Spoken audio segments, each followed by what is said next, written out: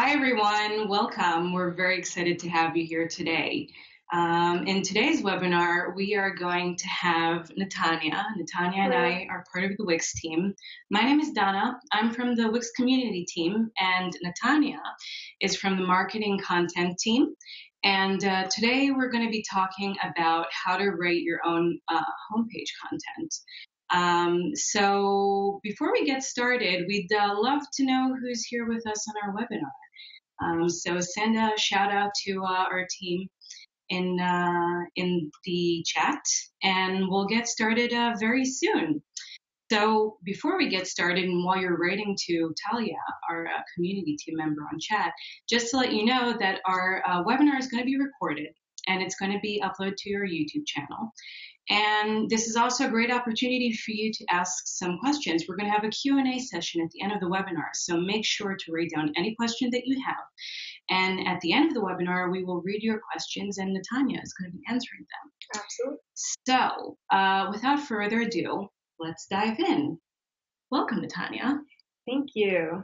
As was mentioned before, I am Natanya from the marketing team. And I'd love to talk to you guys about how to write amazing content on your website. So what's so great about these tips is whether you're making a website for someone else or for yourself, these are content tips that you can use on any kind of homepage. So we're going to dive in right now. So these are the topics that we'll cover. 5 questions to ask yourself or a client before you start doing any writing at all. 6 questions site visitors will ask you once they get to your homepage. And 3 questions you need to answer on every fold. So this is a webinar that's also meant for business owners who do their own website, but also for experts that build websites for their customers. Yeah, absolutely. Because these tips are general to writing any kind of website content, specifically for a homepage, they'll guarantee that you have success. So if you use these tips and you answer the questions that I'm going to go through today, then you will write amazing content on a homepage because they answer all the key questions that most people will have when they get to your site. Amazing. Cool. All right, so let's dive in. So the first thing that I want to talk about today is the brief. Now, if you're building websites for other people, you might be familiar with a brief already. Right. It's what your client gives to you before you can start a project. Mm-hmm. Now, if you're not working on a website for someone else, then you might create your own brief for yourself.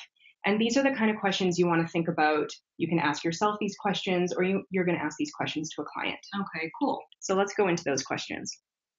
So first, it sounds super obvious, but you want to make sure you're on the same page and you know exactly what you're talking about. So what is this homepage all about? Is this about a specific product that this company is just releasing? Is this about a service that this company now offers? Is this a general offering talking about the entire company as a whole? Is this a portfolio? Is this your own portfolio? So what is the point of the homepage today? Once you have that, then you're on the same page with your client. Got it. Very important. And even with yourself, by the way, it's easy to not know exactly what you're writing about. So try and stick with this one point to start with. Okay. Question number 2 that you want to ask yourself or a client is, who is the target audience? Do you want to know, once you write the amazing content you're going to write, who's going to go there and read it? So what type of person are you writing for? Who do you hope will read your content? That way you know the kind of style of voice that you need to use. You know who your audience base is. Right. It's very different to write for an 18 to 25-year-old age range. Absolutely. Than it is for, your parents or your grandparents. Right. Yeah, that's very important. So the third question that you're going to want to ask is, what is their state of mind? Now, what do I mean by state of mind? What I'm talking about is, what is the environment that the people coming to your page will be in? So when someone's reading a newspaper, for example, they might be reading that at their kitchen table. On the bus. On the bus.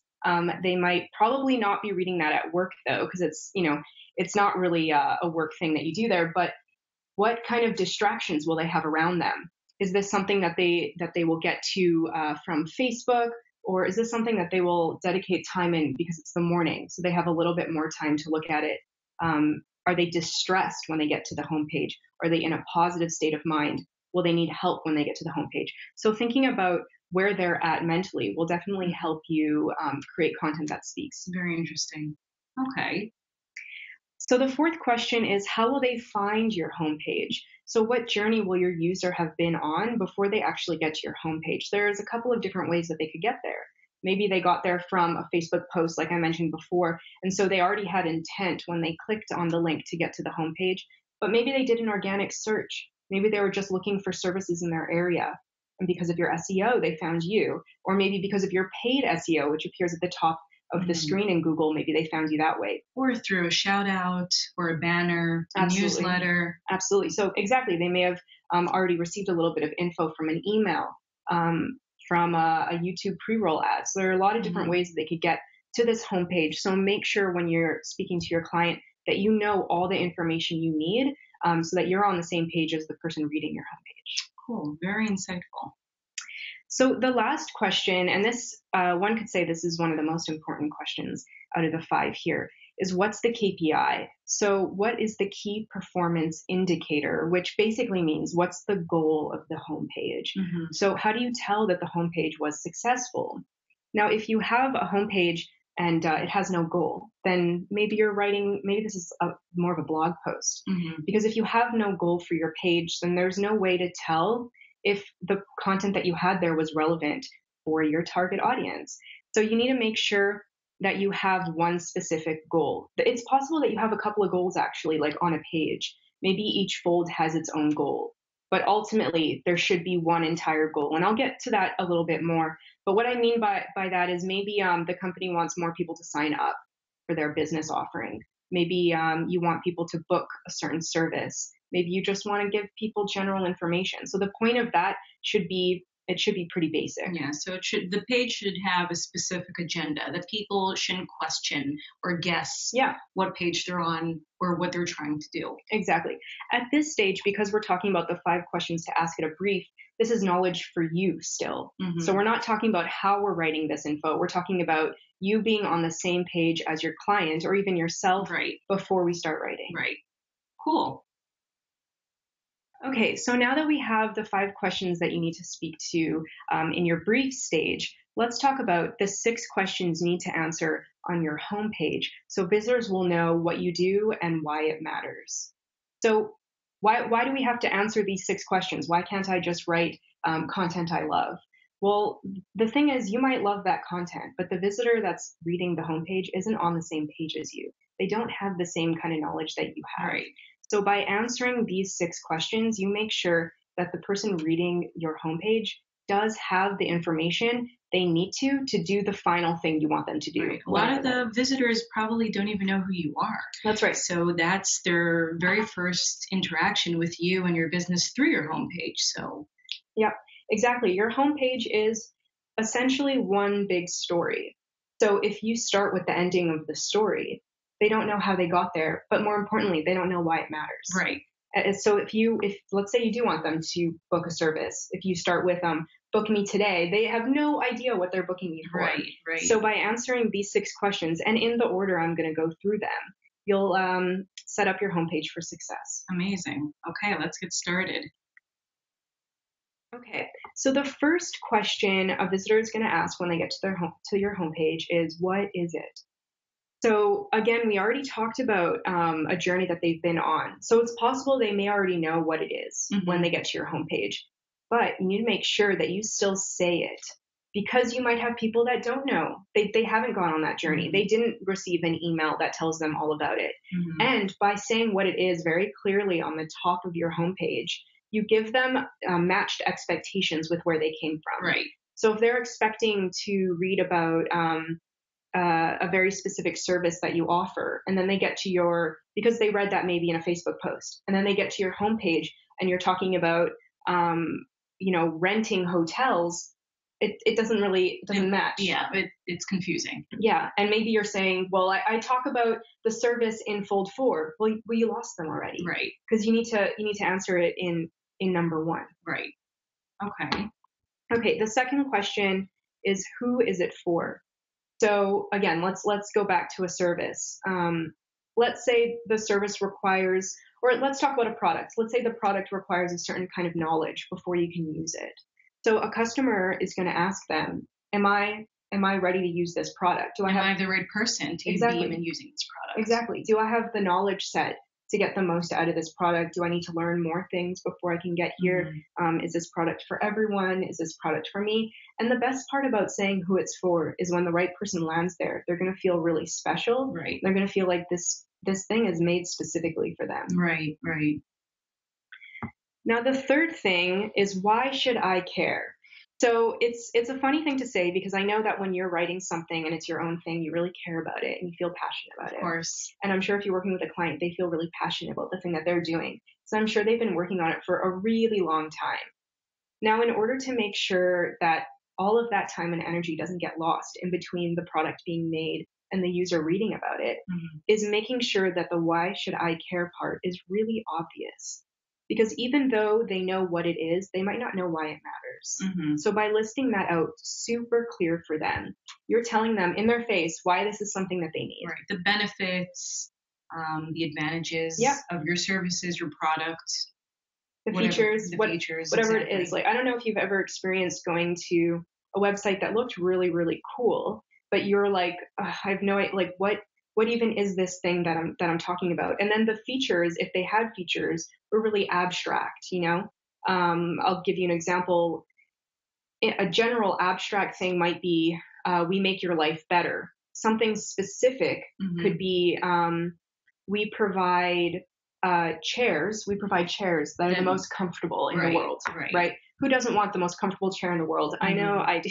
And we're actually working to order one. Okay, so 4 is, what's your story? Now, this is a kind of an interesting one, because I already mentioned that your homepage is your story. Right. But when I say your homepage is your story, I'm talking about your entire business journey from beginning to end. Right. I'm talking about it like the experience that you give to your user. When I'm talking about your story, I'm talking about your personal story. Right. People want to connect with your business. They want to feel who you are as a business owner. They want that emotional connection. That sometimes that's what really seals the deal. Yeah. Is that you're willing to spend money on something that you really connect emotionally to. Absolutely. You know, why would someone choose Apple over a PC, for example? Let's say they work the same as a computer. Someone might choose an Apple because they relate more to the story of an Apple product than they do to a PC product. And we'll definitely get into all of these a lot more. We'll dive into each one of them. But it's important that when you tell your story, that you tell it in a way that connects with your reader, because that really is the biggest place that you can create an emotional connection, as you mentioned. Cool. Very interesting. Now, question 5 is, why should I trust you? Now, I know this sounds a little bit defensive almost. You know, a customer is exposed to so many different products and services online. Right. And one of the things that really helps them make those decisions are customer reviews. Right. And that's because a business can say whatever they want. Right. But the moment that a customer says how the experience was, it feels a little bit more honest. Yeah. Because a customer has no reason to lie. That's true. Yeah. So by giving them a reason to trust, by giving your reader a reason to trust you, you tell them that they're making a great choice. And there's nothing to hide. Exactly. There's nothing to hide. And this section will really help you build credibility. Very important. And now question 6. So you've told them what is it, you told them who it's for, why you should care, what's your story, why they should trust you. You pretty much have them at this point. To not have another fold with a really strong message would be like throwing the fish away. So what should I do now is your very last question that you need to answer. And this is your final punch 1, 2. Okay. This is what seals the deal, because you're telling them everything they need to know, and now you're telling them what to do with that knowledge. So let's see what this actually looks like. But before we do that, I will mention, now that you know all the 6 questions, this is what I do as a marketing writer. I've been working for Wix now for 3.5 years. I've worked on a ton of different projects. Some of them are a little bit more stressful than others. One of my first big projects after about 6 months was working on a Super Bowl campaign. Oh, wow. So that was super stressful. But what kept it all together was knowing that I had a layout for my homepage, which at the time was the hub, that would really help me lay down the foundation, so that all I would have to do is write down all 6 folds, put down the question of all 6 folds, right? And all I had to do was go back and answer them. Yeah. But at least I knew that I had a map for the homepage. So what I would suggest you guys do when you go into your next project is divide your homepage into folds that answer these 6 questions. It makes it more structured. Exactly. Yeah, easier to work. It's the Google Maps of your homepage. So you want to go fold 1, fold 2, fold 3, all the way down to fold 6. Label each one with a question. Now, I'm not saying that your homepage at the end of the day needs to have 6 folds. Maybe you only want to have 3. But you need to make sure that those 6 questions are answered within 3 folds. Got it. Once you have 6 folds laid out, whether you're using a Google Doc, a Word doc, or a pen and paper, a quill even, these are the 3 questions you'll need to answer on each of those folds. So it's 3 totally different questions, but they're relevant for all 6 questions that are going to go through your homepage. So what you're going to ask first is what. So let's say for your first fold, we said that the main question there was, what is it? Okay. So now to make sure that you have all the content there in an easy to read way, you want to make sure that in your header, you answer what. Now, what is talking about the point of that fold? Once you tell people what the point of that fold is, they know how to focus. They know what the next little bit is going to be about. You want to focus that one fold on one key concept. So the what is what that key concept is. And I believe probably the first piece of information that person is going to see. Yeah, exactly. This is your main header. So speaking of headers, by the way, you have about 30, 60 seconds to make a first impression. Exactly. So you want to make sure the what that you answer there is a pretty big one. Okay, next, you're going to answer the so what. This can be done in your subheader. So whatever your what was, you're going to expand on that a little bit. Now, when I say so what in your subheader, I'm not talking about writing a huge long paragraph. All of these questions can be answered in a couple of words or 1 or 2 sentences. You want to keep it simple because you got to remember that people are on the internet and there are a lot of distractions. Right. And I believe that the so what or the subheader kind of complements the header. They go together. They go together. All 3 of these questions are going to go together. Cool. So the what is it? The so what, why should I care about the what? And your third question is now what? And if you see, I've labeled this CTA. CTA is your call to action. So that's going to be the button that tells people what to do. That's going to be, you could call it the KPI of that fold, the key performance indicator of that fold. So you've told them what it is, you told them why this thing matters, and now you told them what to do with that information. So this is a small little ecosystem, one fold, and you're now going to have 6 folds that do the same thing. Amazing. So I want to show you an example of this. This is the header of a homepage that we have for Wix stores. So it says here, the easiest way to create a stunning online store. Okay, so this would be the what. We're looking at, what are we looking at here? Create a stunning online store. Now, the subheader that we have here is beautiful storefront, powerful management system, mobile optimized. So that's going to be the so what. That's telling us why we should care about creating a stunning online store. Right. Because if we use Wix stores to create our stunning online store, we'll get a beautiful storefront, we'll get powerful management system, and we'll be mobile optimized. It gives me a reason, an incentive to be interested in the product. It tells you exactly what you're getting right away without going into too much detail. Right. There's not a paragraph here. There's about 6 words. Right. Lastly, we have create your store. This is the now what. This is the CTA. So this is the KPI of this fold. And I now know that if I want to create a stunning online store, all I have to do is click this button. Now, if I wanted to make the so what even more clear, I could probably add a verb there. I could say something like this.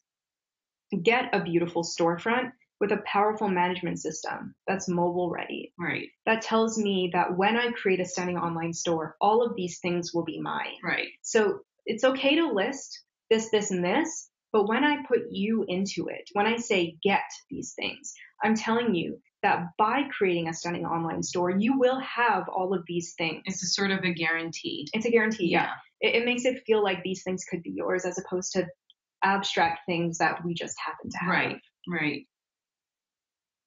So let's put it all together. I know that I've said a lot of words right now, and it might feel like all jargled in your brain. So let's go through fold by fold what this could look like. Cool. So going into fold one. Now, as I mentioned, let's say that I'm in a Google Doc, and I've labeled fold one, what is it? So now I'm going to make a note for myself. The what in this case is what you offer. So you want to make it really clear what your product service offering is right here in your header. Then you want to tell them the so what. In my example, I have this will make your life easier or better. This is, of course, a general example, but what you want to do is get to the heart of what your product or service is and why people coming to the homepage should care about it. And your CTA, your now what, in this case, I'm saying tell me more. So I don't feel ready to have people purchase from me yet. I want to tell them a couple of more things before I get to that. But here you can see very clearly I've answered the question of this fold, which is what is it? And I've answered the 3 questions inside this fold, which is what I offer, why it's good, and what you should do now. Cool. So let's move on to fold 2. Fold 2, the question is, who is it for? So in my example, I've said that this theoretical product is made for everyone. And that's because maybe I don't know who my product or service is good for, but maybe genuinely I think that my product or service would be good for everyone. Maybe it's not that hard to do. Maybe it's, doesn't require any prior knowledge, but maybe it's just genuinely enjoyable. Maybe it's a service that's enjoyable for everyone. So what I've done here is I've said the what is it's made for everyone. And I'm saying that the so what in this case is whether you're this or that, we've got something for you. Now, this is a good general statement that allows you to put the range of people that your product or service is good for. I've used this definitely in the past. I'll adjust it obviously for who I'm talking to, but whether this is the first time you're creating a website or you're a longtime pro, you've got everything you need with Wix. So it's easy to fit whatever the 2 points are that you want to talk about. Okay. The so what in this case would be book now. I feel like I'm ready to ask people to check out my services. I think that if it's made for everyone and whether you're this or that, if you relate to that, you're ready to book. Right. Going into fold 3 is why should I care? Now, again, the cynical question. Right. But if you answer this, you may have them. Like if they go past this fold, they're definitely interested. So I've made my generic heading in this case why you need it. So the what in this situation is that you need my product. And now I'm going to very clearly lay out why you need my product. So benefit 1, benefit 2, and benefit 3. Now I've put benefit 1 and 2 and 3 because it's common that a service or a product would have a couple of benefits. Now you might be thinking the thing I'm writing about only has 1 benefit. So instead of having 3 bullets here, maybe you have 1 paragraph or you have another subheader. Whatever it is though, remember you need to answer the so what. You need to tell me why I should care about why I need it. And with such a bold statement like why you need it, you really want to have solid benefits there. Now, once I have the benefit headers, I'm going to include a short sentence describing a couple of features that make that benefit possible. So let's say, if I can think off the top of my head, if it's not benefits, you can even have features. Let's say, we're talking about Wix. We have 500 plus stunning templates. Right. So my short sentence might be, choose from a variety of designer-made templates that fit any kind of business. So now I've told you that I have 500 plus templates, but I've also told you a little bit more info about that in case you don't know what I meant by 500 templates. So you want to go ahead and do that 3 different times. And then the now what in this case is still book now, because the KPI for this homepage is to book my service. So it's okay to have the same CTA a couple of times. That just gives them more entry points to do the thing you want them to do. Fold 4 is what's your story. Now, in this case, I've chosen to say about us, and that's because even if you're a one-man show, using terms like us instead of me makes you feel a little bit more full. It makes you feel like you're a part of something bigger than just being one person. So a quick tip as well is if you're just freelancing on your own, it's okay to say, it's okay to refer to yourself in plural because You help people feel like you're a bigger entity than just one person. So in this case, I have About Us, and this is your opportunity to give visitors a reason to believe in you. Mm-hmm. So I'm not talking about writing a dating profile here, although those are fun too. I'm talking about laying out a couple of different reasons why you're a good choice, and you're a good choice because of who you are as a person or a product, your belief system, your values, and how you got started. Now, how you got started, it's like, okay, maybe that's not interesting. I woke up one day, decided I wanted to get started. But there's a level of drive that makes you keep going day after day. What is the passion that makes you want to do the thing you're doing? As a company, where did you get your bright idea to offer what you're offering? And probably what sets you apart from everyone else. Absolutely. What makes your product or service different than anyone else on the market? And maybe you don't feel like you are so different, but I don't believe that, because you as a person are unique. So what's your surroundings? What's your environment? Everyone has something a little bit different to offer. I Totally. mean, we're all individualists. We're all individuals.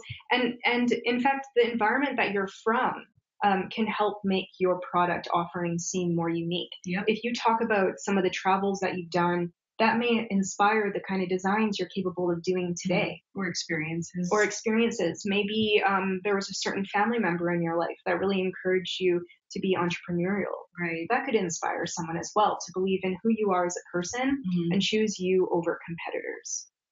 Also, don't write your entire biography here. We want to keep it brief. And by keeping it brief, by the way, you relieve some stress from yourself. Maybe just 2 or 3 sentences to start with. So in this case, my what is about us. My so what is my couple of lines about how we got started and my belief system. And my CTA in this case, my now what, I've chosen to go with get in touch.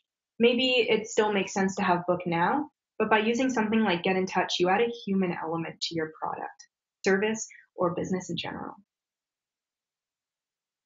Now, my 5th fold is why should I trust you? Now, a great way to kind of have a one-liner here is trusted by blank number of customers. And that tells people that you're already pretty established. So maybe you have, 30 million customers, probably not. Maybe you have 10. In a case where you only have 10 customers, you don't even necessarily need to have a big header here. You don't have to say trusted by number of customers. But what you do want to have is a couple of testimonials.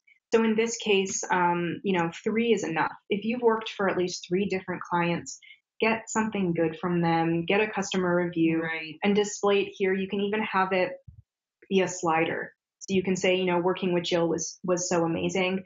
And then you have another one that says, I loved the results of my website. And then another one that says, I couldn't be happier. It was an amazing experience. I couldn't be exactly. And just list the first name of the client that gave you the review and the time, not the time, but rather the date that they gave the review to you. Right. You probably don't want to have reviews from 2001, 2007. You want to keep it current. You want to replace them so that they're up to date with the way that you're currently working. Cool.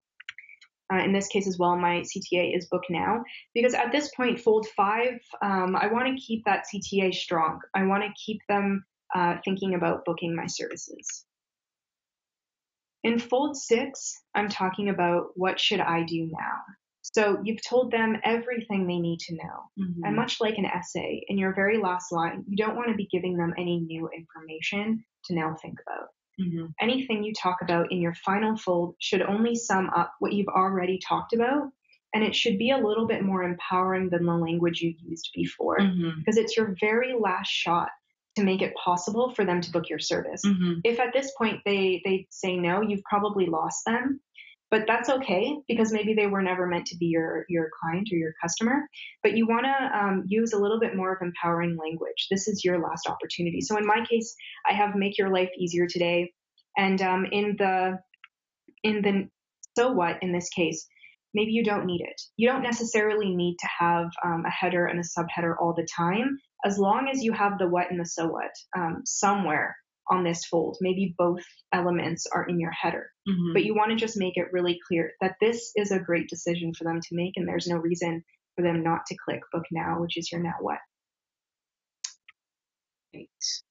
So now that you have the structure for your homepage, you can breathe a little bit. I'd probably recommend getting a coffee, kind of refresh yourself. You have all the different things to set yourself up for success. Mm-hmm. And you want to go ahead and start researching your subject a little bit.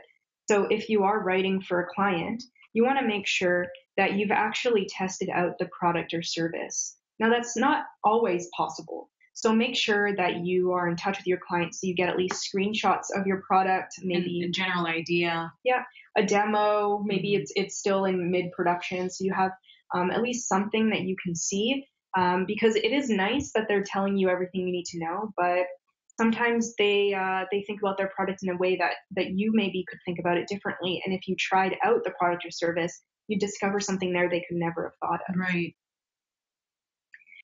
You want to look for more benefits online. Now, as unique as the product or service is that you offer, it's likely that someone else is also offering something similar, and you can see how they're talking about it. And you can decide that you want to talk about it in a similar way, so you look like you're one and the same. Or what I would recommend is to stand out, talk about it a little bit differently, see what main benefits they talk about, and see which one they're not offering that you offer. But maybe you offer all three things that they offer, and then maybe you want to tell them that you offer an all-in-one solution.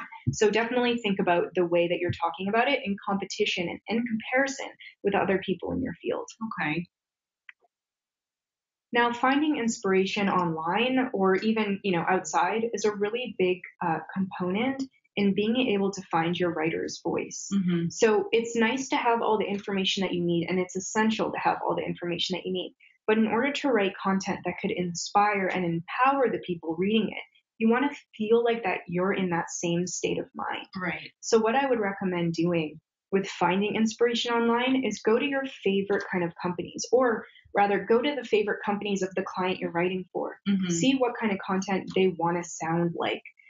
What inspires them? What inspires you? What I would recommend is actually going through and writing down some of their content word for word. You can take a paragraph that they've written and write it from word for word.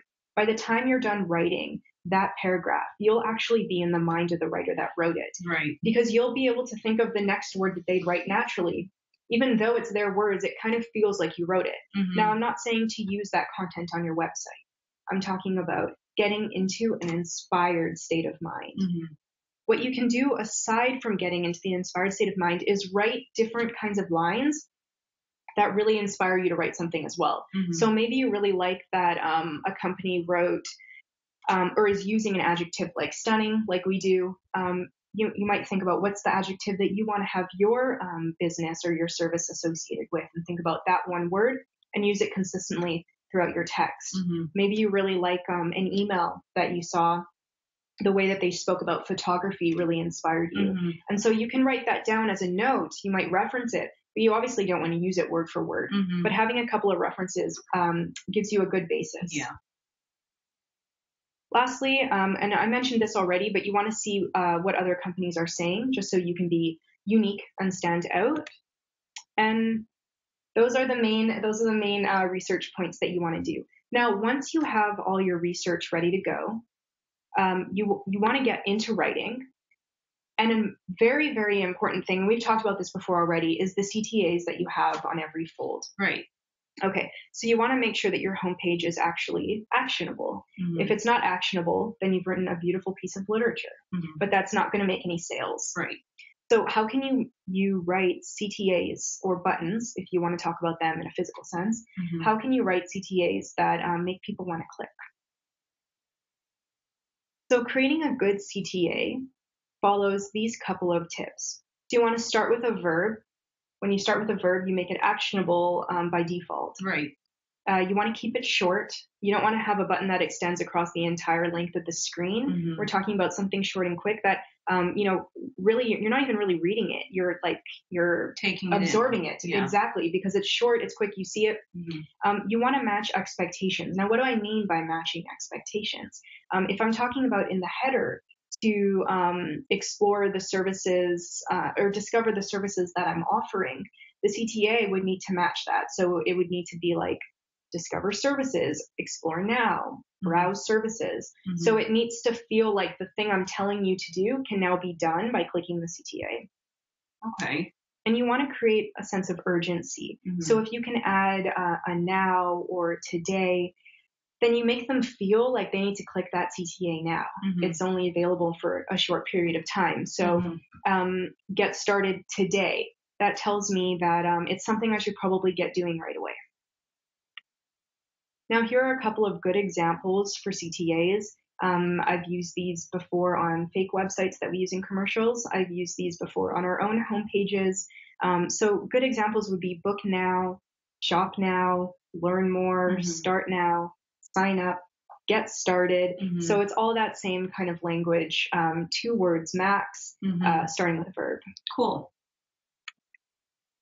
Now, as I mentioned before, if you don't have a CTA, you don't get any clicks and you're back to the literature state of mind. If you have no interest, you won't get any clicks either. And that's why it's important to be feeling a little bit inspired when you're writing, that you have a couple of good, strong points to make them interested enough to keep reading and click. And once you have interest and curiosity, then you'll get clicks. And that's obviously the whole goal of your homepage. Now, how can you look and sound professional? So I've given you the tools to answer certain questions, right? You now know the questions you need to answer on your website. But how do you make sure that the kind of content that you're writing actually looks and sounds professional? Well, I'm going to try and break that down into 3 very simple points. They don't 100% cover everything, because that's also going to come down to a conversation that you have with your client, talking about the tone of voice that they're trying to achieve. But in general, a good rule of thumb is that you want to stay consistent in messaging and tone. Right. So we're talking about if you're writing for a client that you're not that familiar with, you want to make sure you read their materials that already exist. You want to make sure that you are writing in that same kind of tone and voice that they've already established. You don't want someone to land on your homepage and think that this feels nothing like any of the other pages that they've had, or even anything like the homepage they had before. Maybe you're working with a company that is quite well known. So you want to not destroy the current image that they have already. And you can do that by creating a glossary of terms that relate to the client that you're working for. And you can even create your own glossary of terms. So what kind of adjectives does this client usually use? So for Wix, it's stunning and professional. What kind of verbs do they use? Are they saying get started a lot, start now, explore, discover, browse? What kind of colors do they use? What colors is a visual thing, but you can think about in general the different kind of terms that they're using to talk about their company. When I say to create your own glossary of terms, think about the kind of values that you want people to think about when they come to your own website homepage. So do they want to walk away thinking that you're really fun and quirky and clever? Or do they want to walk away thinking that you're professional, you work quickly, you deliver high quality work? So think about that before you start writing your content. Next, you want to avoid lots of exclamation points. Now, I know that exclamation points are easy to add because it makes you feel like you're creating emotion and excitement. Right. It feels like you're creating emotion and excitement. However, you can create more emotion and more excitement with words, and you can leave the exclamation points out. When I see a lot of exclamation points, I immediately read that something terrible is happening. It could also be misinterpreted as aggression. Yeah. A different kind of emotion, maybe anger, being upset. So you never know how your readers are going to read what you wrote. And yeah, exactly. And a lot of times you'll actually see an exclamation point next to a warning. So you have caution, exclamation point, warning, exclamation point, because they're using the exclamation point to draw your attention to something very intensely purposeful. And it's okay to use it once. I might use it once on an entire homepage, but I'm certainly not going to use it on every fold, and I'm not going to use a couple of them in a row. We're not writing a comic strip here. We're trying to write content that feels believable and trustworthy, professional as well. So lastly, you want to empower your reader to click. So like I mentioned in the final fold, you might want to use language that makes them strive for a kind of lifestyle that they don't have currently. So maybe in your final fold, you're talking about maybe the entire homepage has been about hiring an interior designer for your home. So a really dry way that I could talk about it is hire me to design your home, right? Okay, cool. Like I could, but what's in it for me with a statement like that? A more empowering way that I could talk about it might be redesign your lifestyle. If I say redesign your lifestyle, I'm thinking about. It sounds a lot more attractive. It sounds more attractive. It sounds like I'm getting a much bigger offering. And it also makes me the center of attention and not the person that wants to be hired. Makes me think about what my life could look like. So if you add a little element that they're currently missing out on something, that'll definitely empower your reader to click and find out a little bit more. Interesting. Okay. So that is my information for now. Cool. Thank you, Natanya. That was very, very interesting. I feel even I learned a few things about content writing. So right now we have a Q&A session. If you guys have any questions for Natanya, now is the time. So we'll give you guys a couple of seconds to send out your questions. In the meantime, let's start with one question that we have by Tomer. And Tomer is asking, what is a fold? So a fold, if you think about a newspaper, you have folds, right? Like the top of the newspaper and the bottom of a newspaper. If you think about a fold on a website, they're going to be the sections that someone who's looking at your website can see at a time that fit on the size of a screen. So fold 1 would be like the header of a website. Fold 2 would be the next section. So a website might have 6 folds on it. It might have only 2 folds on it. But it's referring to the sections that are on a website. So it's definitely important to know what a fold is if you want to write website content.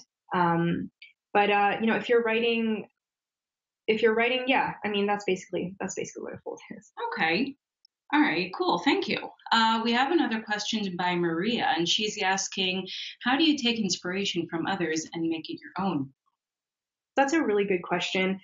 You never want to be fully copying someone else. That can be a little bit embarrassing if people pull up the website and see that you've completely taken someone else's content.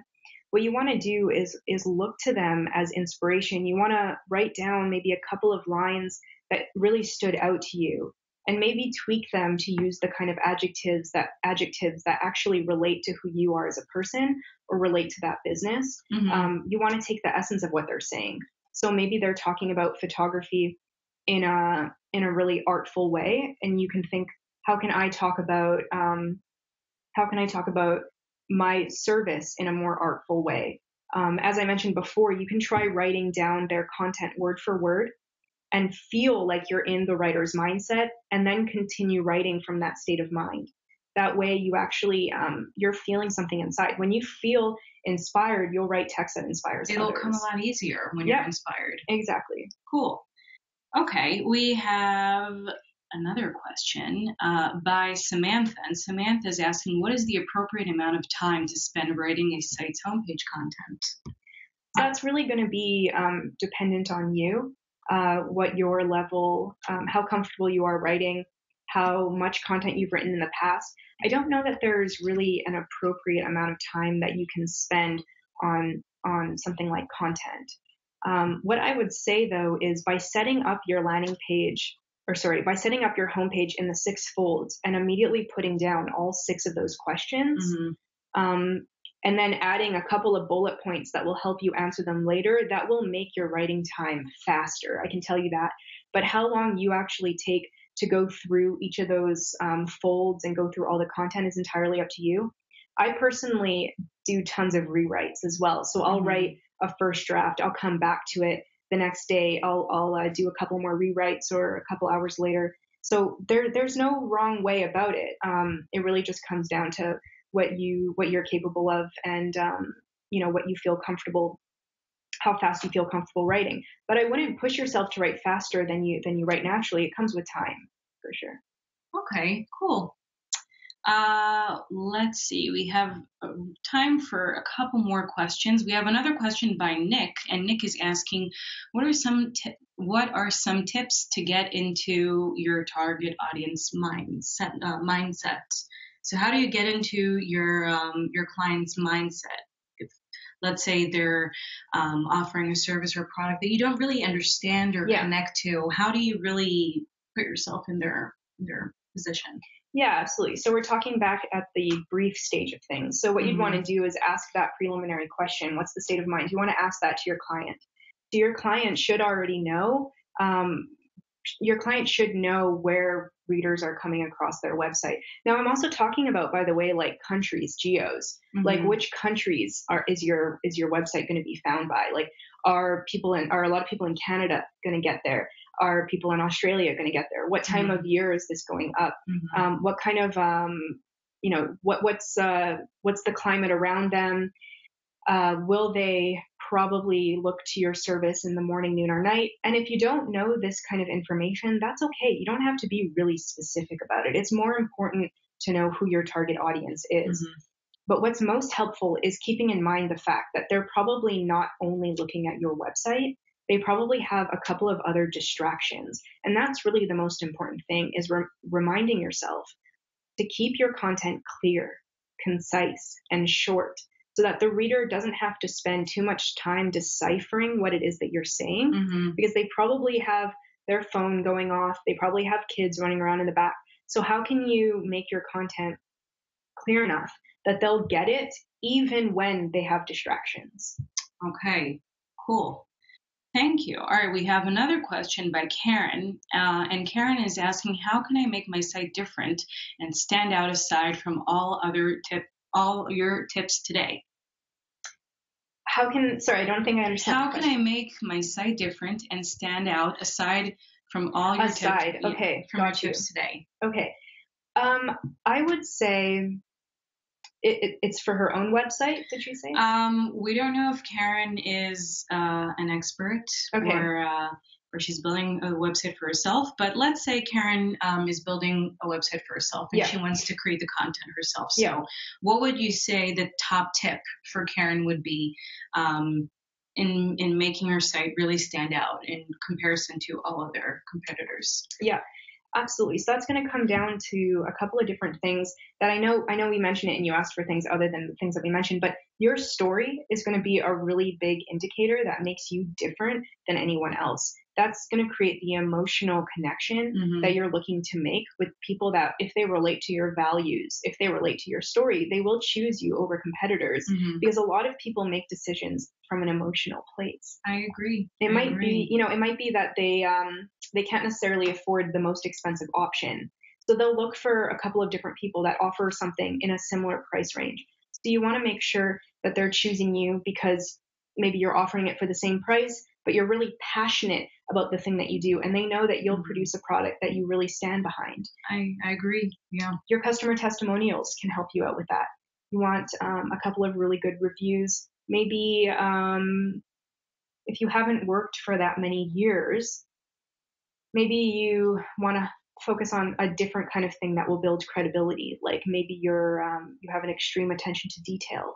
Maybe you if it's like an expert website, make it really clear the different kinds of services you offer. Maybe you offer an all-in-one package. Other people might only write, and you actually, not only do you write, you can design, and you can give them suggestions for different creative that they can offer on their website. So you want to make sure that you're listing all the different kind of services and features that you offer. Cool. Okay, thank you. We have one more question. Oh, I want to add another thing, by the way. The kind of adjectives that you use to describe yourself, your tone of voice, is something that will also set you apart. So let's say the adjective that you use is a unique one, or it shows that you're kind of more of an old soul. Maybe you have kind of references that refer to, I don't know, like Ray Charles or something, and you show that you not only do you understand things from like an older reference place, or like a different perspective. Yeah, you offer a different perspective. So I don't know what it is that makes you unique. I'd have to meet you, but you definitely want. Everyone has a unique perspective. Yeah. Everyone. Absolutely. All right, we have one final question from Benji, and Benji is asking, how do you balance looking and sounding professional with the tone of your company? So that's a great question. You might think that using a certain personality that's not one you're familiar with will deter you from sounding professional. And that's actually a big misconception. So even in the Super Bowl, for example, we worked with a couple of different, um, you know, legendary football players, and we wanted to incorporate the way that they speak into our commercial and into our email marketing materials and into any of the content that we were creating at that time. But it was important to always maintain the original tone of voice of Wix that's professional, easy to use, professional, and stunning. Never lose that as our core voice, and see which kind of adjectives, which kind of references could we include from this other personality. But all that did was kind of add to the core voice that we had always established. Now, if you do the things I mentioned in the last screen on my display here, if you limit your exclamation points, let me go back to those for a real quick second. So if you stay consistent with the messaging that the company that you're writing for has, if you avoid a lot of exclamation points, and in general, you're using kind of words that, you're not trying to use words that are too big for your audience base. You're really doing your research to understand who your audience is, then you will definitely sound professional. I mean, sometimes, when you're a writer, you want to look like a really good writer. You want people to look at something that you wrote and be like, wow, I can't believe so-and-so wrote that, or wow, you really established your personality. When you're writing for a client, though, you got to keep in mind that you're not writing for yourself, and you might not even want your voice to shine through. You want their voice to shine through, and you want to make sure that you're doing the research and you're looking into who this company is, what kind of values do they stand for, what their message is, and you want to stay on point with that message. And you want to kind of use the similar kind of words that they use, and if possible, elevate them. See if they're okay with elevating the kind of language, but you want to stay consistent. Cool. All right. Thank you very much, Natanya. Yeah. This was amazing. Incredible. Before we wrap things up, we just want to give you guys a heads up that, again, we are recording this webinar and it'll be uploaded into YouTube. Also, we are sending you guys a survey. So feel free to fill out the survey and tell us if this webinar was helpful, if you liked it, if anything was missing. We'd love to hear your feedback. And finally, we have a little surprise for you guys. We created a landing page. That the landing page includes some additional information about writing amazing content, and it's for you. So you guys get to review it and save it and use it for future use. Anything else? So what I do have on my screen now is the wordsmatter.wix.com website. And this is actually all content written by different writers here at Wix. So whether we're marketing writers, UX writers, knowledge-based writers, any kind of writer that we have here, we write our own blog posts, and you get to hear a little bit more of our inside story, what it's like to work at Wix, what kind of other experiences have we learned, what lessons have we learned, and you kind of get an inside look that no one else really is privy to finding out. So wordsmatter.wix.com is a really great resource to find other ways. And subscribe. Yeah, most importantly. Definitely subscribe. And if you're looking for a little bit of inspiration, that's a great place to start. All right, cool. So thank you guys again for joining us. This was an amazing webinar. Thank you, Natanya. Yeah, absolutely. I really enjoyed this webinar. Me too. Let's do it again. All right, thanks, guys. Till next time.